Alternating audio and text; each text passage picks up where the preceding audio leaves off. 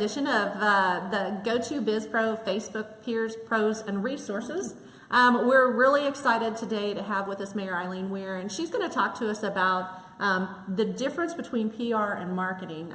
Even as she and I were talking about this subject, I said, well, we're going to talk about marketing. How about if you tell us about PR? And she reminded me that there's a separation there. So that's our topic for today. What's the difference between PR and marketing? And then also, really, we also want to get into a little bit about why you need good written and oral communication skills, because that flows right into how you manage PR and how you manage your brand and your resources.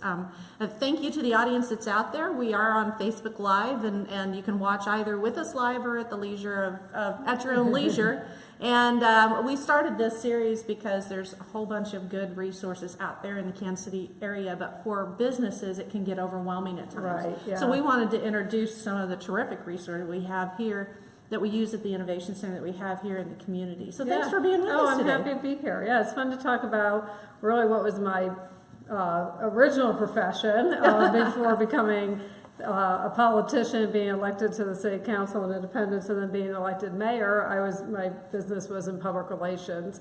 So I started off at the Kansas City Chiefs working in their PR department, and then after being there about 10 years, I left and did a couple odds and ends, and then ultimately started my own public relations consulting business called Impress, and really focused on PR, media relations, and internal and external communications. And as it turned out, a lot of my clients ended up being small nonprofit organizations who typically, don't generally have a budget to hire a full-time public relations professional, but they need that public relations experience, and it really always dovetailed well with their resource development functions as well, and reaching out to donors. Through that I helped several nonprofit organizations develop annual reports and really develop their outreach strategy. So it's fun to be here to kind of, get back into that industry. And I've been out of it for a long time, and I say I couldn't get a job in PR today. It really, it changes. It's changed a lot. With instant news, it's changed dramatically. Yeah, I think it's changed dramatically. And when people are looking for PR or marketing professionals, they really expect people to have a lot of technical skills. They expect them to be, able to do a little bit of graphic design, do a little bit of website development, that type of thing, which, I don't have any training in that. I've helped people with website content, but, people are really looking for some more technical skills that, I didn't need back in the days when we were really dealing with the traditional media of newspapers and television and radio. So when we talk about, and you just said it, PR and marketing. Yeah. There's a distinct difference between the two, and like I said, we kind of try to in small business particularly, we glom them together because most of the time we're wearing the same hat. Right. Yeah, and I've always had I had the benefit when I was at the Chiefs that we had a PR department and we had a marketing department, and the marketing department was really aligned with sales, where the PR department was really aligned with media and handling the media functions of the team. So I've always, kind of grown up in that environment of having them separated. But a lot of times you hear people talk about PR and marketing as, kind of joined. And there's, that makes sense, and your PR strategy and your marketing strategy and your branding strategy all should be matched up and aligned, because really what it's about is telling your story. And do you see PR, so when we talk about marketing support sales, do you see PR as that brand protection? I do. I mean, that's sort of how I look at it, is you really have to, you really have to look at your message and developing your message and being consistent with that message. I mean, that's probably the number one thing in public relations or publicity, is being sure of what your message is, spending the time to develop that, and then being consistent with that message. Sometimes, even at the city, I feel like sometimes people are bored with hearing me saying the same thing over and over again, but it takes that. It really takes that repetition and that consistency in order to build that identity for your product or your business or your agenda or whatever it is that you're trying to publicize and get out into the public. Mm-hmm. And so that public relations piece, where it's wrapped around brand identity, and as you said, it's that consistency of message on a higher a higher plane. Marketing is more about the ebb and flow of your product and services and special event, and while it has to be consistent with the brand, it's not the consistent message, because you've got it has to follow sales, it has to support sales, and sales has to support marketing. Right, yeah, I mean, that's the way I look at it, is, you know, that marketing is more aligned with sales, where PR is really more aligned. I mean, I like to say, you know, PR is a fog. I mean, it's just kind of, I mean, it's just sort of this nebulous, sometimes hard to measure type of function of your business or your organization or yourself. I mean, depending upon what the case may be. So, you know, really having that message, and then tying that, of course, as I say, you know, to support your marketing functions as well, because ultimately what most businesses are looking for are sales. Yeah. So, but you know, oftentimes I think businesses neglect how much power there is in just the PR function of their business, and that it is different. You know, maybe it's a little nuanced, but it is different than marketing, but I would say equally as important, and then many times free. Well, and that's exactly right. If you're doing white paper, or you're doing a story, a press release, it's or about something like that. That's relationship building. And you know, now with social media, which is what most people use in their PR and marketing strategies, you know, I mean, obviously there's free publicity via social media. But outside of social media, which you pretty much control yourself, or your online, you know, your website or your apps or whatever tool you're using. I mean, the traditional media is still out there and important, and a lot of people, you know, rely on traditional media for their news. So it's really about relationship building. That's how good PR happens over time, is having something compelling, knowing what's newsworthy, and developing those relationships with the media over time. Well, and even those traditional venues that we talk about, that we think of as radio, television, newspaper, they have online presence. Oh, sure. So, and as you talk about that it is really critical to be able to develop relationships within those arenas, because they are still the go-to. And we were just talking about this before we got online. Which social media? I mean, there's you know, how many do you want to manage? How many do you manage, and where do you go with that? I think about, and I'm kind of old school. I'm old anyway, but I'm kind of old school too. I think about, in my experiences with public relations, it has been having that message around something. But in working with companies, when they've talked about public relations, it's been about, for example, one particular company, I won't say the name, they do PR training to where it's crisis. Management. And crisis management is, you know, is sometimes what people are looking for if they're hiring a PR professional or a PR agency, is they want a crisis management plan that they anticipate that they may need that and have that in place, or something catastrophic happens and they need to know how to address that, because you know the reporters are calling and and they need to have an answer. I think, you know, when we talk about the traditional media and we think of, you know, your local newspaper and radio stations and your local television stations, I think sometimes people forget, like, trade publications, which are really that's true, you know, a great outlet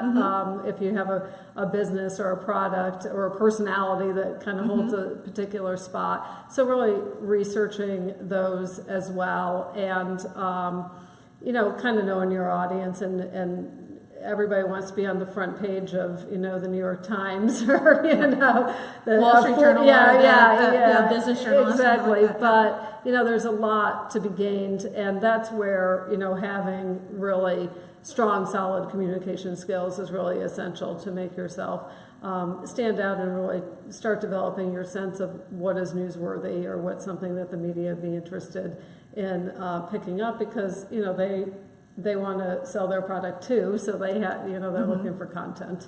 So when we talk about communication skills, I mentioned when we started, and one of the things we want to talk about is having that written skill set. I said I wasn't going to use my hands because I paint all over. Sorry. The written skill set. So you've got to have that, but you've also got to be able to communicate. Yes. You've got to be able to stand in front of someone and talk to them. Yes. And talk about the value of being able to do both of those.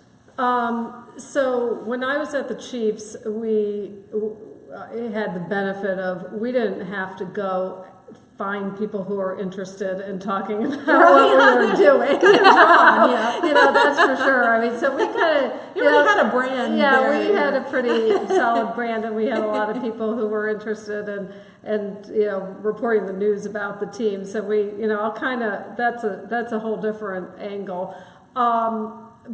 What I always told our interns when we hired them for the season, as I said, saying, I'll have to get back to you on that, or let me find out and call you back is fine. Making something up is not.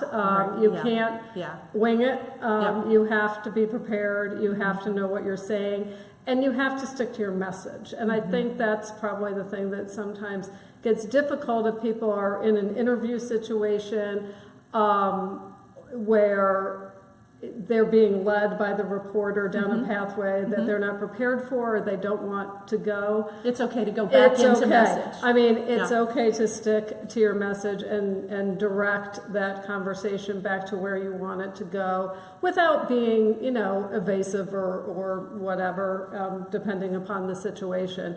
And that takes some training and practice, is learning how to be able to handle those situations when you start getting, pulled into a direction where you don't want to go, or isn't the message that you intended to get out.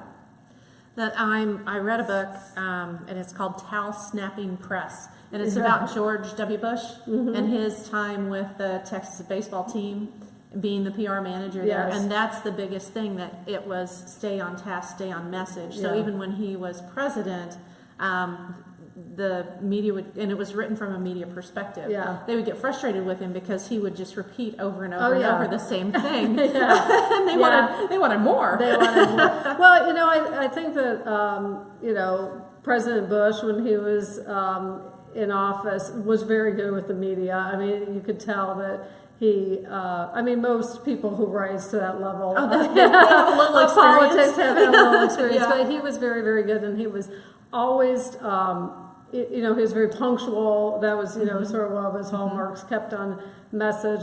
He'd fumble around a little bit with language and words. Always find that one. Yeah, right. But he was very good with sticking to the message and being very punctual and polite with the media, which is important. I mean, that's how you build good relationships. And I always kind of advise people who are particularly engaged with working directly with the media is, it's like a friendship. You just can't call when you need something. You have to call, you have to keep in touch, and once in a while just pick up the phone and call a reporter and say, hey, what's going on, and how are you, and anything you need, and it's really about that relationship. Well, and so when we think about public relations, we think about that, developing that relationship, and we're making sure that we're on task and on message. You said it earlier, it's okay to say, I'll get back with you. It's okay to have that as a response. Being a small business owner and being that not-for-profit that's, there's 2 to 4 people that work there. That's a really hard thing to train yourself to do. Just to say, I don't have that for you, let me get back with that. Right, Because we always want to be the one one with you the know? answer. Yeah, and you know, getting back to where we were going about just communication skills. I mean, I went to a liberal arts college and was an English and communications major, and we still wrote papers and that kind of thing. And now we're in such a era of 140 characters or whatever. Twitter is more now, but I think there's never going to be a time where good communication skills aren't needed. I mean, even with technology, the way that it is, and sort of the brief messaging that's necessary, and that's a whole skill to learn too, is how to put things out on social media. But really being able to tell your story in a well-written, concise, well-organized way. Writing speeches, I mean, that's a whole nother discipline. I'm not particularly good at writing speeches. I have people help me with that and kind of outline it, and then I put my own sort of spin on things, because I'm I could write a 20-page paper, but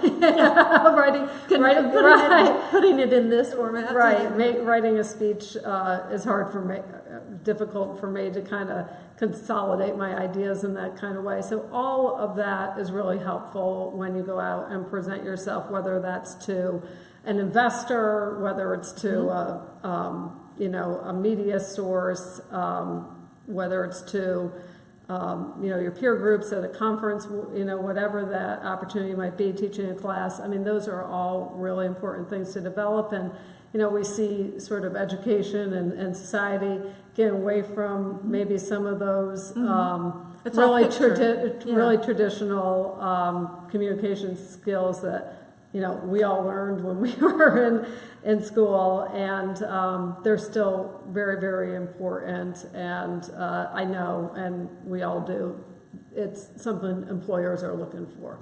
Well, and to that point with writing skills and being able to formally write, it's different if you're writing for yourself and you've got your own shorthand to be able to go in front of someone, but being able to communicate to a third party and have that third party tell your story is why you have to have that plan and that message in place, really. Right, it needs to be consistent. I mean, it depends, depending upon what your business is or what you're trying to achieve through your public relations strategy.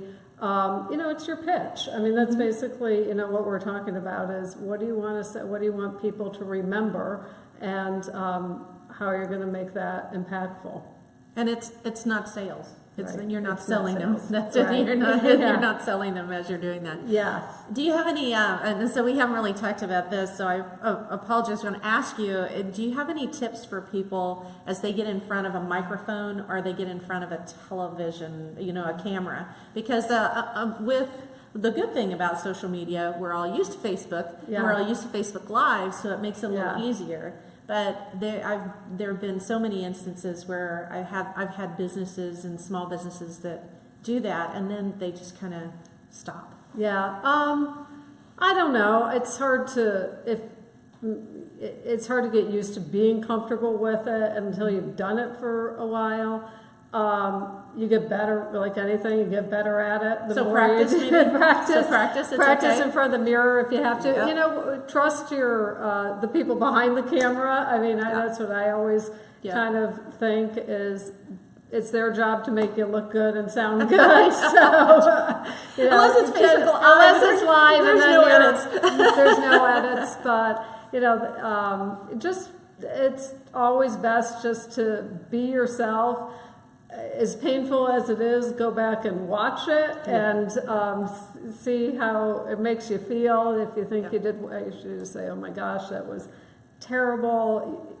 Just improve. Have a friend watch it, give you some feedback. Practice. practice in front of your bathroom mirror with the hairbrush. That's right. Yeah, so you, Whatever it so you know, takes. Yeah, whatever it takes. So the biggest thing is PR and marketing are separate. Yes. They have a place within your communication plan. So you've got to have that as a small business. You've got to think of both of those separately, or as a business, not just small, large business too. If you're lucky, you've got that firm with you and you've got the team with you. But if you're wearing all those hats, you've got to think about that, and then make sure that you have that what you're going to say on camera and what you're writing. That message is consistent. Yes.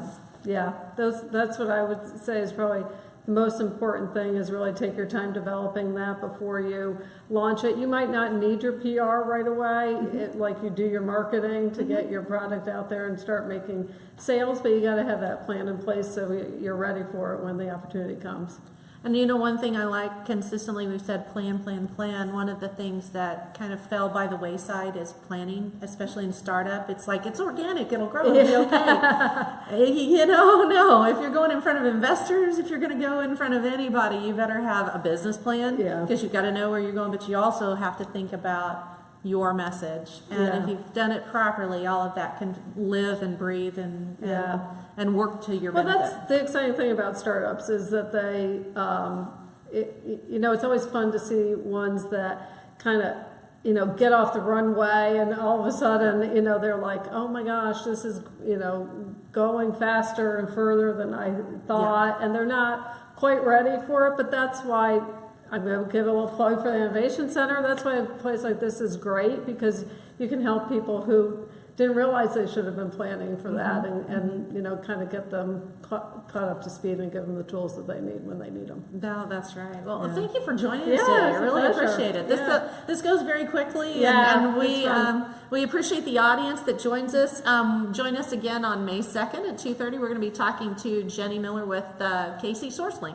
So she's going to tell us all things that are happening in the scope of business resources. So thanks again. Okay, thank you. See you next time.